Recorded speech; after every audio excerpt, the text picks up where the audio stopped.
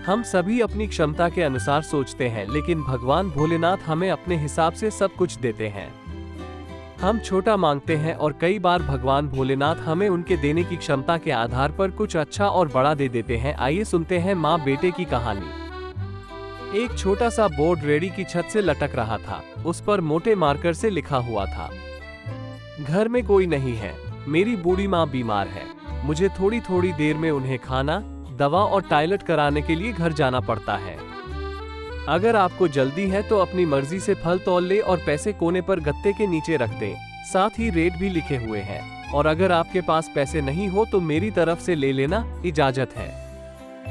मैंने इधर उधर देखा, पास पड़े तराजू में 2 किलो सेब तोले, दर्जन भर के ले लिए, बैग में डाले, प्राइज लिस्ट से कीमत देखी, पैसे निकालकर गत्ते को उठाया। वहां 100, 50 और 10-10 के नोट पड़े थे।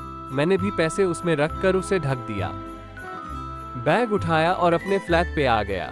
रात को खाना खाने के बाद मैं और भाई उधर निकले तो देखा एक कमजोर सा आदमी, दाढ़ी आधी काली आधी सफेद, मैले से कुर्ते पजामे में रेडी को धक्का लगाकर बस जाने ही वाला था। वो हमें देखकर मुस्कुराया और बोला, साहब फल तो खत्म हो गए। नाम पूछा तो बोला बिरजू। फिर हम सामने वाले ढाबे पर बैठ गए। चाय आई। कहने लगा, पिछले 3 साल से मेरी माता बिस्तर पर है, कुछ पागल सी भी हो गई है और अब तो फालिज भी हो गया है, पर जेब खाली है और तू मुझे कमरे से बाहर निकलने नहीं देती। कहती है तू जाता है तो जी घबराने लगता है। तू ही बता मैं क्या करूं? अब क्या गले से खाना उतरेगा? न मेरे पास कोई जमा पूंजी है। ये सुनकर माँ ने हांफते कांपते उठने की कोशिश की। मैंने तकिए की टेक लगवाई। उन्होंने झुर्रियों वाला चेहरा उठाया, अपने कमजोर हाथों को ऊपर उठाया, मन ही मन भोलेनाथ की स्तुति की, फिर बोली, तू रेडी वहीं छोड़ आया कर, हमारी किस्मत हमें इसी कमरे में बैठकर मिलेगा। मैंने कहा, माँ क्या बात करती हो, वहां छोड़ आऊंगा तो कोई चोर उचक्का सब कुछ ले जाएगा।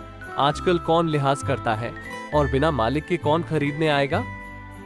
कहने लगी, तू भोलेनाथ का नाम लेने के बाद रेडी को फलों से भरकर छोड़कर आजा, बस ज्यादा बक बक ना कर। शाम को खाली रेडी ले आया कर। अगर 13 रुपया गया तो मुझे बोलियो। 2.5 साल हो गए हैं भाई।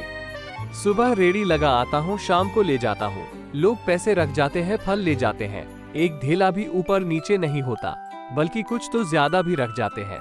कभी कोई माँ के लिए फूल रख जाता है, कभी कोई और चीज। परसों एक बच्ची पुलाव बनाकर रख गई, साथ में एक पर्ची भी थी अम्मा के लिए। एक डॉक्टर अपना कार्ड छोड़ गए, पीछे लिखा था, माँ की तबीयत नाजुक हो तो मुझे कॉल कर लेना, मैं आ जाऊंगा। कोई खजूर रख जाता है। रोजाना कुछ न कुछ मेरे हक के साथ मौजूद होता है।